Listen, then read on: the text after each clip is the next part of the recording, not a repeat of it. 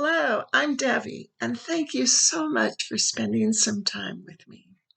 When President George W. Bush and Senator Ted Kennedy worked together to create the No Child Left Behind Act in 2001, also known as the Elementary and Secondary Education Act, their goals were clear: to provide a quality education to all children. But does the result match the intention?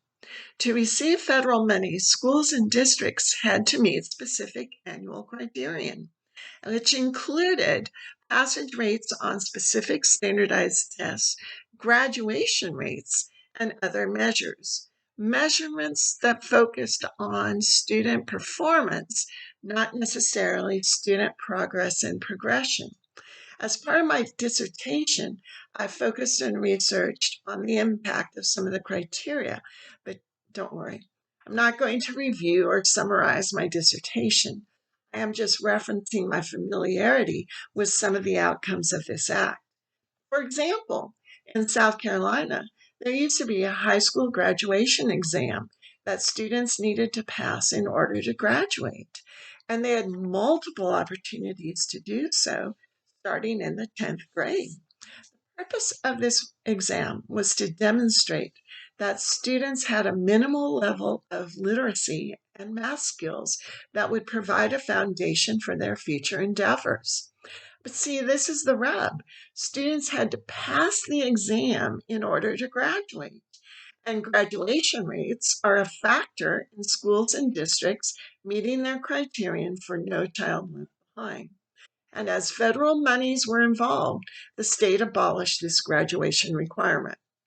Additionally, the school site where I was teaching issued a policy that no student could receive a grade lower than 50% on any assessment or assignment, even if a student never attended class nor turned in any assignment.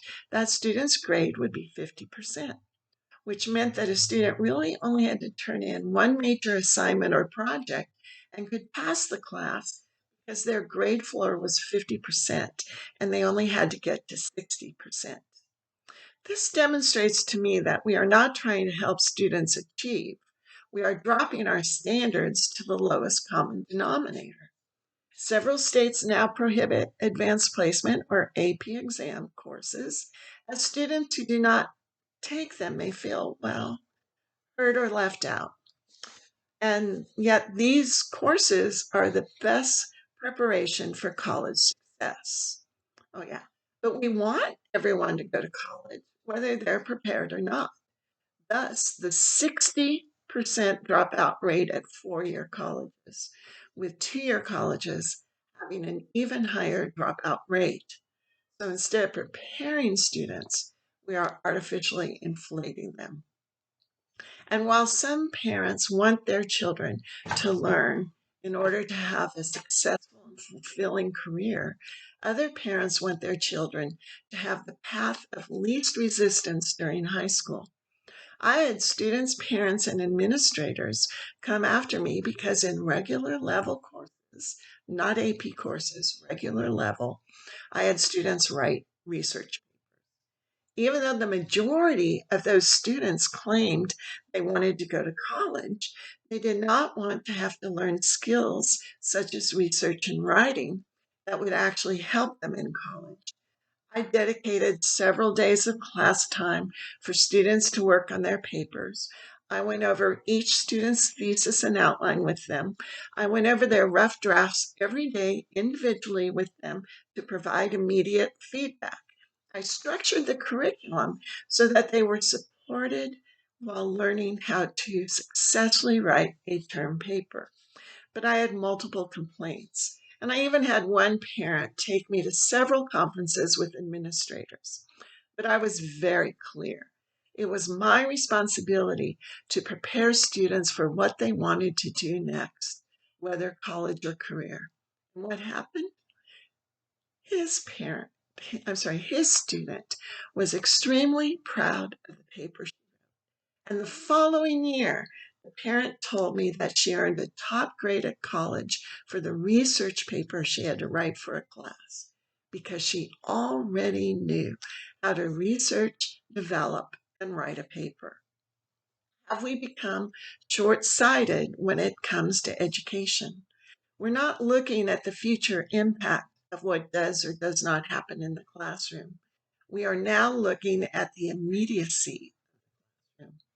And are we focusing on the core skills and understandings that students should have? Or are we focusing on their feelings instead of their futures?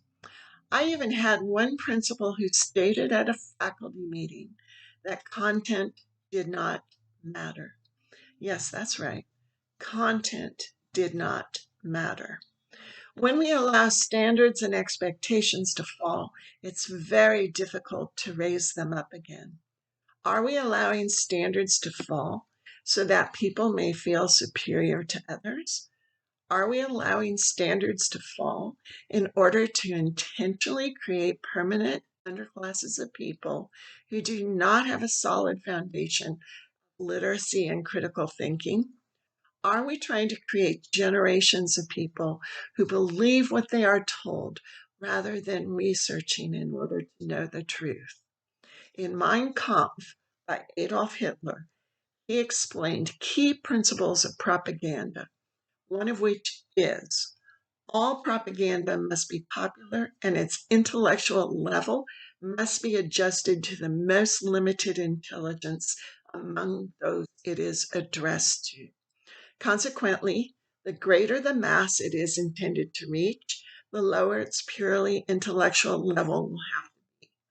But if, as in propaganda for sticking out a war, the aim is to influence a whole people, we must not avoid we must avoid excessive intellectual demands on our public, and too much caution cannot be extended in this direction. Yeah, Adolf Hitler said we must avoid excessive intellectual demands on our public.